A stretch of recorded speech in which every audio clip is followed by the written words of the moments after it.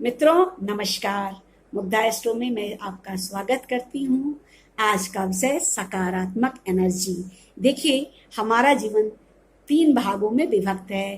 पहला हमारी सोच और हमारे कर्म, और दूसरा हमारा प्रारब्ध, और तीसरा कुंडली का प्रभाव पड़ता है।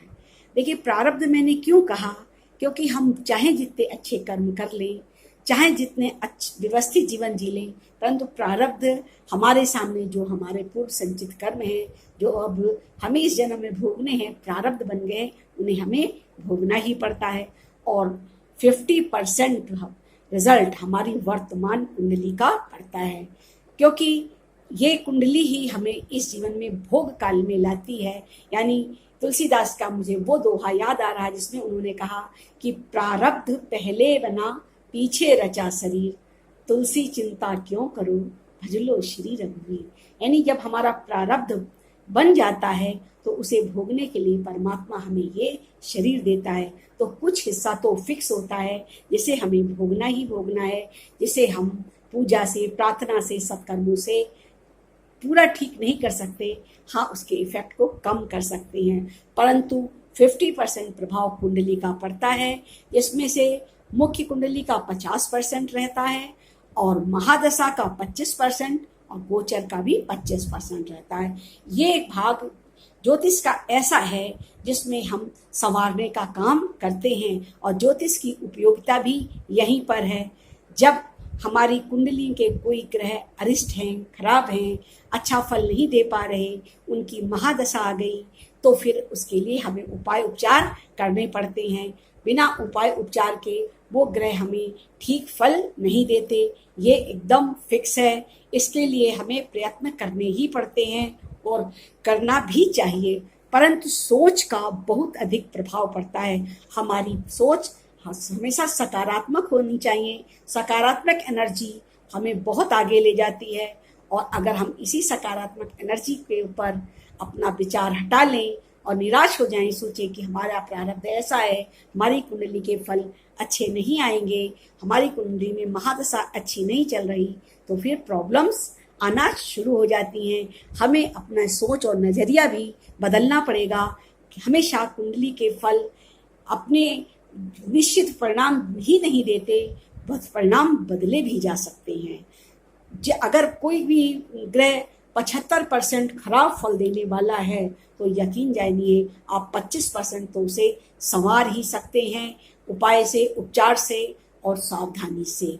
और अगर हम उधर प्रयास ही ना करें तो फिर जो कुछ घटना घटने वाली है वो फिर पूरी तरह से घट ही जाती है। इसलिए उपाय उपचार वाला भाग बहुत महत्वपूर्ण है।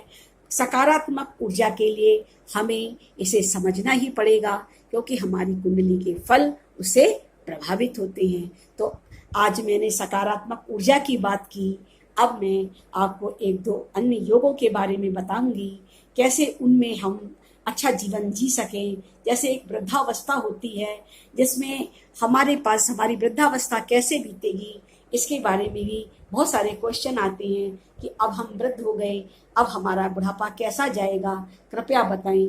तो थोड़ा सा बुढ़ापे में हमें किस तरह की समस्याएं आएंगी और कैसे हमारा बुढ़ापा भी सुखी हो सकता है, उसका ज्योतिषीय पक्ष हम आज रखने जा रहे हैं। तो आइए शुरू करें। देखिए, हमारा बुढ़ापा और हमारा युवावस्था, इनको मैं 2 भागों में बांटती हूँ। बुढ़ापे को हम चतुर्थ घर से देखते हैं, और अपनी युवावस्था को हम दसम भाव से देखते हैं। दसम भाव वही है जहाँ से हम अपना जॉब देखते हैं, सरकारी कामकाज देखते हैं, अपने पिता को देखते हैं, और ये हमारे काम का ही घर होता है जिससे हम जॉब करते हैं। और चौथा घर हमारा सुख होता है, इसमें हम सब तरह के सुख भोगते हैं, जिसके बारे में मैं आपको कई बार बता चुकी हूँ। अगर चतुर्थ में क्रूर ग्रह बैठे हैं तो बुढ़ापे में प्रॉब्लम होती है, हेल्थ की प्रॉब्लम होती है, परिवार से प्रॉब्लम होती है।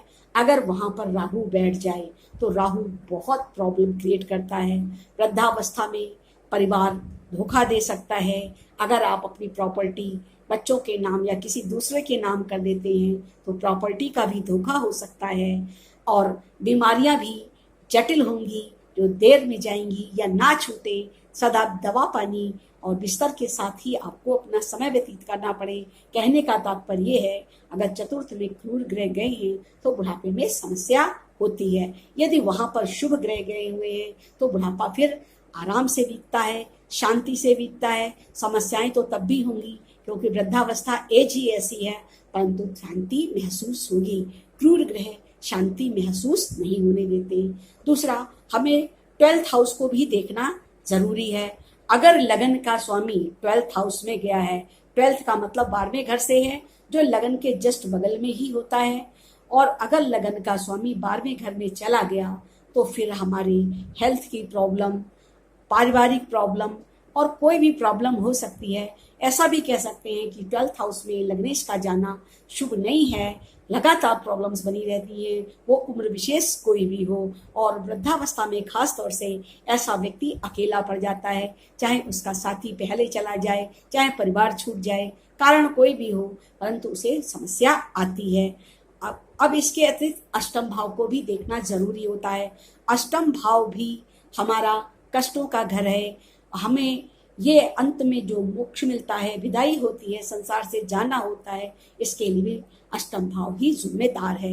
और अष्टम से अष्टम तृतीय हाउस बनता है, हम उसे भी देखते हैं, परंतु अष्टम को देखना बहुत जरूरी है। अगर अष्टम में शनि बैठा है तो शनि दीर्घकालीन चलने वाली लंबी बीमारियां देता है, असाध्य रोग, ना ठीक होने वाले रोग। और शनि के अष्टम में बैठने पर फिर व्यक्ति बिस्तर पर पड़ता है, ये कह सकते हैं बिस्तर पे पड़कर मरता है। ऐसा व्यक्ति अगर एक्सीडेंटल छत से गिर जाए तब भी मृत्यु को नहीं प्राप्त होता, बच जाता है, कष्ट भुगतने पड़ते हैं।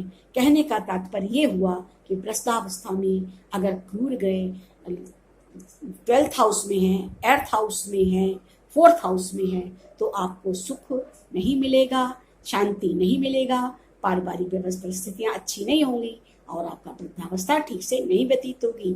अगर यहाँ पर शुभ ग्रह हैं तो आपको शांति होगी, परिवार का सपोर्ट होगा और आप ठीक से रह पाएंगे। तो चतुर्थ में जब राहु हो तो बहुत सावधान रहें और सावधानी से अपने फैसले लें, नहीं तो आपको वृद्धावस्था में परेशानियों का सामना करना पड़ सकता है।